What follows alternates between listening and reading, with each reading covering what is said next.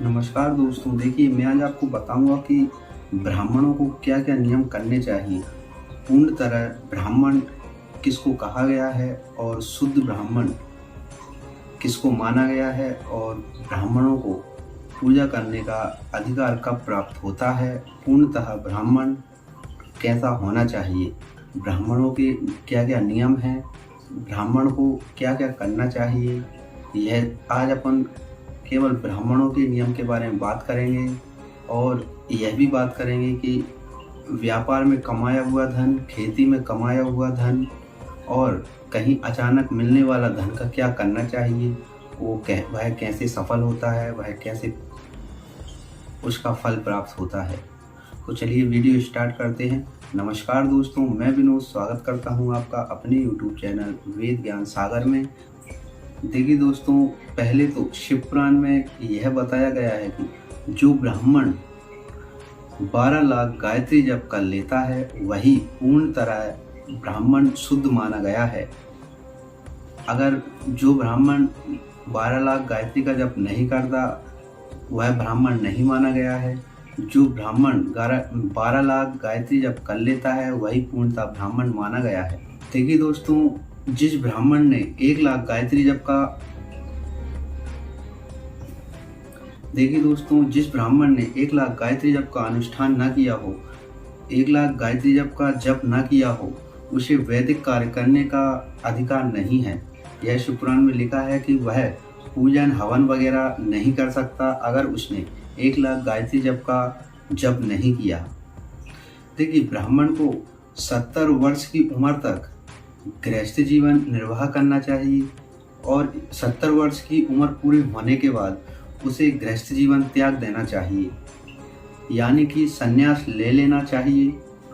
और देखिए, संन्यास लेने के बाद वह ब्राह्मण प्रातःकाल सुबह और शाम 12,000 प्रणव जप करना चाहिए। उसे 12,000 सुबह और 12,000 शाम को प्रणव जप करना चाहिए संन्यास ले लेने के बाद। यदि ब्राह्मण को एक दिन भी अगर नियम टूट जाए, नियम का उल्लंघन हो जाए, तो उसके दूसरे दिन उसका डबल जप करना चाहिए। जैसे मान लीजिए सुबह और शाम प्रातःकाल उसे 12,000 प्रणव जप करना है। यदि अगर वो एक दिन नहीं करता, उसके दूसरे दिन 12 और 12 दूनी 24, तो 24,000 प्रणव जप करना चाहिए उसे। यह नियम है, यह बताया गया है शिव पुराण में। यदि ब्राह्मण को अगर 1 महीने का उल्लंघन हो जाए, यदि वो 1 महीने तक 12,000 प्रतिदिन प्रणव जप नहीं करता, यदि 1 महीने का उल्लंघन हो जाए, तो उसे 1 महीने के बाद 1.5 लाख प्रणव जप का अनुष्ठान करना चाहिए, जप करना चाहिए उसे। यदि ब्राह्मण को अगर 1 महीने का उल्लंघन हो जाए, यदि प्रतिदिन 12-12 हजार का जप नहीं करता, अगर 1 महीने तक निरंतर वो नहीं करता, एक महीने का अगर उल्लंघन हो जाए, तो 1 महीने के बाद उसे 1.5 लाख प्रणव जप करना चाहिए। तब उस उल्लंघन की पूर्ति होती है, उस उल्लंघन का उदय होता है। यदि ब्राह्मण अगर ऐसा नहीं करता, तो उसे उसकी मृत्यु के बाद उसे रोवन नरक में जाना पड़ता है।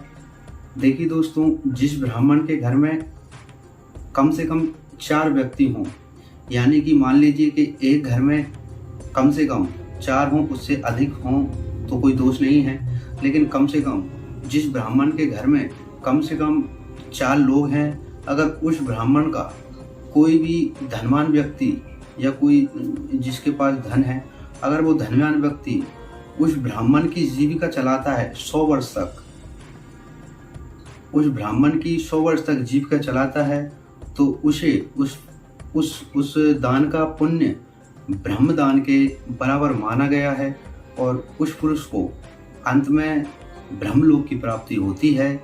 यह बताया है शिव पुराण में। देखिए दोस्तों, जो लोग किसान हैं, जो लोग खेती करते हैं, तो खेती का भी महत्व बताया गया है। लेकिन बहुत से लोग नहीं करते, अधिकतर लोग करते ही नहीं। लेकिन यह सत्य है, शिव पुराण में बताया गया है कि खेती से कमाया हुआ धन का 10वां अंश दान कर देना चाहिए। इससे पापों की शुद्धि होती है। और बचे हुए धन से अपनी आराम से जीविका चलाए। अगर जो व्यक्ति ऐसा नहीं करता है, अपनी खेती से कमाए हुआ धन का 10वां अंश दान नहीं करता है, तो वह व्यक्ति अंत में रोवन नरक में जाना पड़ता है, अन्यथा उसकी खेती चौपट हो जाती है। अपन ने देखा होगा, कई लोगों को आपने देखा होगा कि उसके पास पहले बहुत खेती थी, अब कुछ नहीं बची। जैसे मान लीजिए उसके पास 10 बीघा खेती थी, अब उसके पास 1 या 2 बीघा बची है। ये कारण कोई भी हो, देखिए दोस्तों, कारण कोई भी, वजह कोई भी हो, लेकिन जैसे मान लीजिए कि पहले वो सज्जन आदमी था, कुछ नहीं करता था, कुछ खाता ना कुछ पीता था, लेकिन वो धीरे धीरे वह जुआ खेलने लगा, शराब पीने लगा या सट्टा वगैरह खेलने लगा। लेकिन उसको ऐसी आदत पड़ गई कि धीरे धीरे देखो, जुआ में आज तक कोई नहीं बना, सब मिट गए। लेकिन धीरे धीरे देखा कि वो जुआ में पैसे हारने लगा, उसने खेती बेची, तो खेती बेच के ही अपना कर्जा पटाया। तो इस तरह के दोस्त बनते हैं, यह बात सत्य है। देखिए दोस्तों, वैसे तो खेती से कमाया हुआ धन का 10वां अंश दान बताया है, लेकिन फिर भी आप 10 नहीं कर सकते, कुछ लोग नहीं कर सकते 10वां। जैसे मान लीजिए एक आपने खेती से 1 लाख रुपए कमाया, उसका 10,000 आपको दान कर देना चाहिए। अगर आप 10 नहीं कर सकते तो 1-2 हज़ार रुपये तो आप दान कर ही सकते हैं, और ऐसा अवश्य करना चाहिए। देखिए, आप उसी से कमा रहे हों और आपका पैसा अगर धर्म के काम में अच्छी जगह लग जाए, तो आगे आपकी खेती की वृद्धि होगी और भगवान आप पे कृपा करेंगे। तो आपकी खेती से कमाया हुआ धन की कुछ ना कुछ तो हो सके सेवा करनी चाहिए, कुछ दान करना चाहिए, कुछ धर्म करना चाहिए। देखिए, व्यापारियों के लिए क्या करना चाहिए? शिव पुराण में बताया गया है कि व्यापार से कमाया हुआ धन का 6वां भाग दान कर देना चाहिए। लेकिन व्यापार तो बहुत लोग कर रहे हैं, व्यापार से अधिकतर लोग व्यापारी करते हैं और व्यापार से बहुत से लोग कमा रहे हैं, लेकिन 6वां भाग दान कर देना चाहिए उसका। लेकिन बहुत से कम लोग हैं, बहुत से लोग करते हैं, बहुत से लोग दान धर्म पुण्य करते हैं, लेकिन बहुत से लोग नहीं करते। तो यह शिव पुराण में बताया गया है कि देखिए, जिस चीज़ से आप कमा रहे हैं उसका थोड़ा सा भाग दान कर दें, तो इससे आपका धन और बढ़ता है, घटता नहीं है। भगवान आपको और वृद्धि देते हैं और धन की वृद्धि होती है। तो आप अगर व्यापार से किसी दुकान या छोटी सी दुकान हो, जैसे मान लीजिए आपने 1,000 रुपये कमाए, तो उसके 10, 15 या 50, 100 रुपये आप अगर दान पुण्य में लगा दें, तो आप ये नहीं बोल रहे कि आप रोज़ ही लगाएं, 1 महीने में कभी भी लगा सकते हैं। देखिए, एक और बात बताई गई है शिव पुराण में कि अस्मातम का अर्थ है अचानक, यानी आपको कहीं अचानक धन मिल जाए। जैसे बहुत से लोग, जैसे कुछ लोग बोलते हैं कि माया, जैसे मान लीजिए कोई बोलते हैं कि उसको वहाँ पर गड़ा हुआ धन मिल गया है, तो ऐसे धन को बोलते हैं अस्मातम, यानी अचानक मिलने वाला धन। तो आपको कहीं भी, जैसे मान लीजिए अचानक आपको धन की प्राप्ति हो जाती है, भगवान की कृपा से अगर आपको धन की प्राप्ति हो जाती है, तो ऐसे धन का आधा भाग दान अवश्य करना चाहिए। अगर ऐसे धन का आधा भाग दान नहीं करते, तो वह आदमी निष्फल हो जाता है। यह बताया है शिव पुराण में।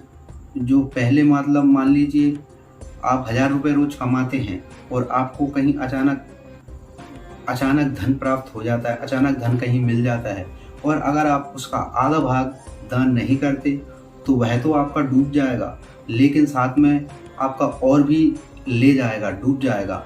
तो आप पहले जैसे 1,000 कमाते थे, तो आप 500 पे जाएंगे, मतलब आप नीचे आ जाएंगे। तो आपको अगर कहीं अचानक धन प्राप्त हो, तो उसका आधा भाग दान अवश्य करें, किसी मंदिर में किसी पुण्य काम में अवश्य लगाएं। देखिए दोस्तों, शिव पुराण में एक और बात बताई है जो थोड़े मेरे विचार से भी थोड़े परे है, लेकिन यह बताई गई है शिव पुराण में कि जो व्यक्ति कुछ मांगता है, जैसे मान लीजिए आपने ब्राह्मण को बुलाया और आपने हवन या पूजन वगैरह कुछ भी करवाया, अगर वो ब्राह्मण को आपने कुछ भी दान दिया और वो संतुष्ट नहीं है, यानी कि वो संतुष्ट नहीं हुआ, अगर उसने आपसे कुछ मांगा, यानी उसने मांगा कि मुझे एक मोबाइल चाहिए, 5,000 रुपये का मुझे एक मोबाइल चाहिए। अगर उसको वह मोबाइल आप समर्थ हैं उस चीज़ में, आपकी हैसियत है, आप उसने 5 का मांगा और आप उसे 10 का दे सकते हैं, मान लीजिए आपकी हैसियत है, और अगर आपने उसको वह चीज़ उपस्थित नहीं की यानी उसे नहीं दी, तो शिवपुराण में बताया गया है कि ऐसा करने वाला व्यक्ति को अगले जन्म में, पूर्व जन्म में उसे उस ऋण को चुकाना पड़ता है। तो यह बात थोड़ी मेरे दिमाग से परे है। देखिए आजकल, पहले ठीक था कि पहले द्वापर युग में, सतयुग में बात कुछ और थी। आजकल कलयुग में तो मुंह भरते हैं लोग बाग, यानी मुंह भरना उसे बोलते हैं। जैसे मान लीजिए आपके घर में ब्राह्मण आया, उसने पूजा अर्चना की, तो आप उसे 101 या 501 रुपये देते हैं। लेकिन आजकल तो ब्राह्मण ऐसे हैं कि ब्राह्मण कहते हैं नहीं, हमें 1100 या 2000 या 2500 या 3000 या 5000 ऐसे रुपए मांगते हैं। तो अगर ऐसा, देखो, एक ब्राह्मणों से भी विनती है कि ऐसा नहीं करना चाहिए। किसी के पास जो सामर्थ्य है उसी के हिसाब से धन लेना चाहिए और ज़्यादा मांग नहीं करनी चाहिए। तो ब्राह्मणों को भी थोड़ा सोचना चाहिए। देखिए ये कलयुग है, ब्राह्मण सब तरह के हैं, कुछ अच्छे ब्राह्मण भी हैं, कुछ बुरे ब्राह्मण भी हैं। देखिए दोस्तों, यही थी ब्राह्मणों के बारे में कि ब्राह्मणों का क्या कार्य है, उनको क्या करना चाहिए। तो अगर आपको यह वीडियो पसंद आई हो, यह जानकारी अच्छी लगी हो, तो मेरे चैनल को सब्सक्राइब अवश्य करें और साथ में साथ हो सके ज़्यादा से ज़्यादा शेयर करें। तो मिलते हैं अगली वीडियो में, तब तक के लिए नमस्कार।